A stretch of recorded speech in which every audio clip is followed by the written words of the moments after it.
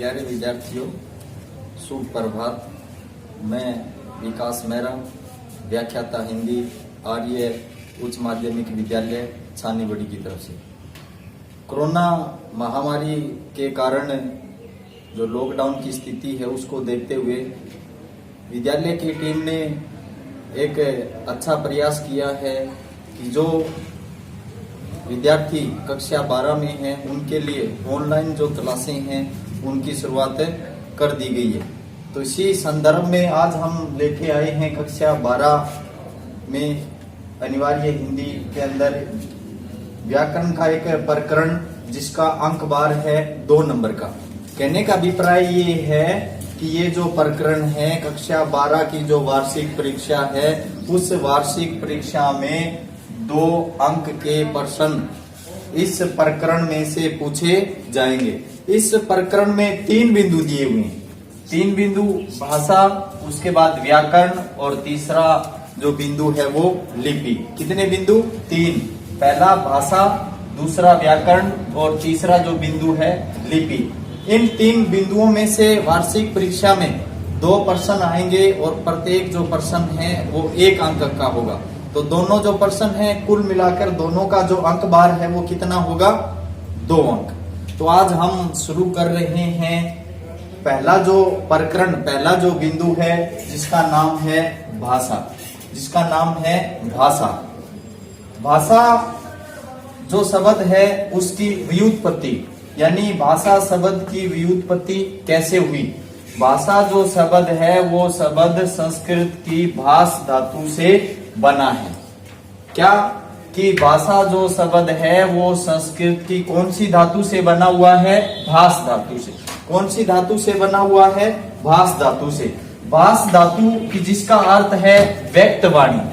भाष जो धातु है उसका जो अर्थ है वो क्या दिया हुआ है? व्यक्त वाणी। इसलिए दोबारा से फिर देखिए कि भाषा जो शब्द है उसकी व्युत्पत्ति कैसी हुई। भाषा जो शब्द है उसकी व्युत्पत्ति संस्कृत की जो भाष धातु है उससे हुई है और जिसका अर्थ है व्यक्त वाणी। तो ये तो था पहला कि भाषा की व्युत्पत्ति कैसे हुई।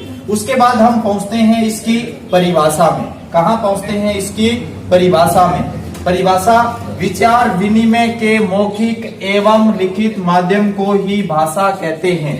क्या लिखा हुआ है कि विचार विनिमय। विचार विनिमय का मतलब होता है कि विचारों का आदान प्रदान, कि दूसरों के हमारे जो विचार हैं हम दूसरों के सामने प्रस्तुत कर सकें और दूसरों के जो विचार हैं वो स्वयं ग्रहण कर सकें। तो इसको क्या कहते हैं? विचार विनिमय। तो विचार विनिमय के मौखिक एवं लिखित माध्यम को ही क्या कहते हैं? भाषा कहते हैं। क्या कहते हैं? भाषा। तो ये क्या हुई? परिभाषा। किसकी?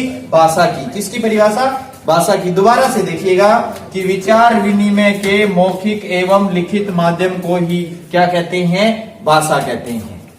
अब दूसरे शब्दों में हम ये कहते हैं, दूसरे शब्दों में हम ये कह सकते हैं कि मनुष्य, यानी मनुष्य जो है, मानव जो है, वो अपने मन के भाव एवं विचार, कि मन में जो भाव जागृत होते हैं, जो विचार जागृत होते हैं, तो उन विचारों को जिस माध्यम का दूसरा जो अर्थ हम ले सकते हैं वो है साधन। क्या अर्थ है दूसरा? साधन। कि दोबारा से देखिएगा कि मनुष्य अपने मन के भाव में विचारों को जिस माध्यम से अभिव्यक्त करता है। अभिव्यक्त करने का मतलब ये होता है कि अपने जो विचार हैं वो विचार दूसरे लोगों के सामने प्रस्तुत करना। तो अपने विचार एवं भावों को जिस माध्यम से दूसरों के सामने अभिव्यक्त करता है तो वो जो माध्यम है, या कहने का अभिप्राय ये है कि वो जो साधन है वो साधन फिर ये विद्यार्थियों क्या कहलाता है? भाषा कहलाता है। क्या कहलाता है? भाषा कहलाता है। तो फिर से देखिएगा, दोबारा से समझने की कोशिश कीजिएगा कि मनुष्य अपने मन के भावों एवं विचारों को जिस माध्यम से दूसरों के सामने अभिव्यक्त करता है, दूसरों के सामने प्रस्तुत करता है, तो वो जो साधन या वो जो माध्यम है वो माध्यम क्या कहलाता है? भाषा कहलाता है। तो ये तो था भाषा शब्द की व्युत्पत्ति, यानी कैसे बना, उसके बाद में उसकी परिभाषा। अब आता है इसमें तीसरा बिंदु की प्रकार। देखिए भाषा के जो मुख्य जो प्रकार हैं, भाषा के जो मुख्य जो प्रकार हैं, मुख्य 2 प्रकार होते हैं। कितने प्रकार होते हैं? 2 प्रकार। हमने पहला ए लिखा है मौखिक भाषा और ब लिखा है लिखित भाषा। क्या लिखा है? मौखिक भाषा और दूसरा क्या लिखा है? लिखित भाषा। तो हम क्या समझे कि भाषा के जो मुख्य जो प्रकार हैं वो कितने होते हैं? 2 प्रकार होते हैं। पहला मौखिक भाषा और दूसरा लिखित भाषा। अब इनको समझते हैं ध्यान से कि मौखिक भाषा कि जब कोई प्राणी, क्या लिखा है कि जब कोई प्राणी मुख से मतलब अपने मुख से बोलकर अपने विचार दूसरों के सामने अभिव्यक्त करता है या दूसरों के सामने व्यक्त करता है। कहने का मतलब ये है कि इंसान जब मुख से बोलता है तो उसके मुख से ध्वनि बाहर आती है।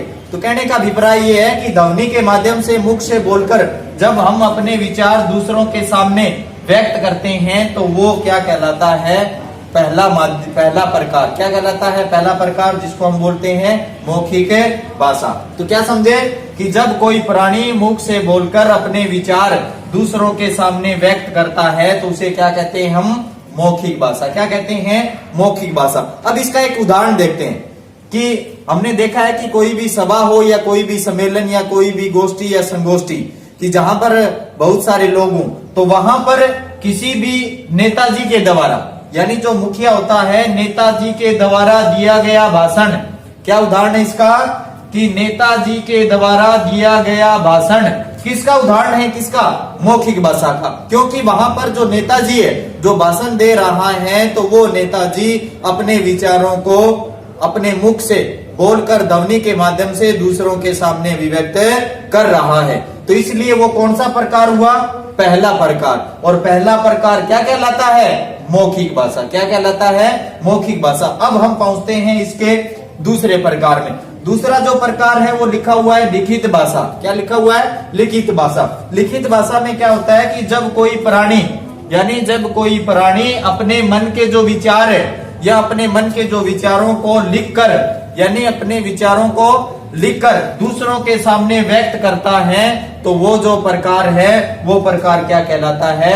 लिखित प्रकार कहलाता है। और लिखित प्रकार ही लिखित भाषा कहते हैं उसको। तो कहने का अभिप्राय ये है कि जब कोई प्राणी अपने विचारों को लिखकर दूसरों के सामने क्या करता है? अभिव्यक्त करता है तो वो क्या कहलाता है? लिखित भाषा। यानी उस माध्यम को हम क्या बोलेंगे? लिखित भाषा। अब लिखित भाषा का एक उदाहरण है कि कोई भी विद्यार्थी, यानी विद्यार्थी के द्वारा अपनी जो उत्तर पुस्तिका है उस उत्तर पुस्तिका पर प्रश्न पत्र को हल करना, इसका उदाहरण है लिखित भाषा का। इसका उदाहरण है लिखित भाषा का। तो दोबारा से फिर देखिएगा कि भाषा के मुख्य कितने प्रकार होते हैं? 2 प्रकार। पहला प्रकार मौखिक भाषा और दूसरा लिखित भाषा। मौखिक भाषा में क्या होता है कि जब कोई प्राणी अपने मुख से बोलकर अपने विचारों को दूसरों के सामने व्यक्त करता है तो वो क्या कहलाता है? मौखिक भाषा। और इसका उदाहरण, साधारण सा उदाहरण है कि नेताजी के द्वारा दिया गया भाषण, किसका उदाहरण है? मौखिक भाषा का। दूसरा कौन सा प्रकार था? लिखित भाषा। कि जब कोई प्राणी अपने विचारों को लिखकर दूसरों के सामने व्यक्त करता है तो उसको क्या बोलेंगे? लिखित भाषा। और इसका एक सिंपल सा उदाहरण, सामान्य सा उदाहरण की विद्यार्थी के द्वारा उत्तर पुस्तिका पर प्रश्न पत्र को हल करना। आज के लिए इतना ही।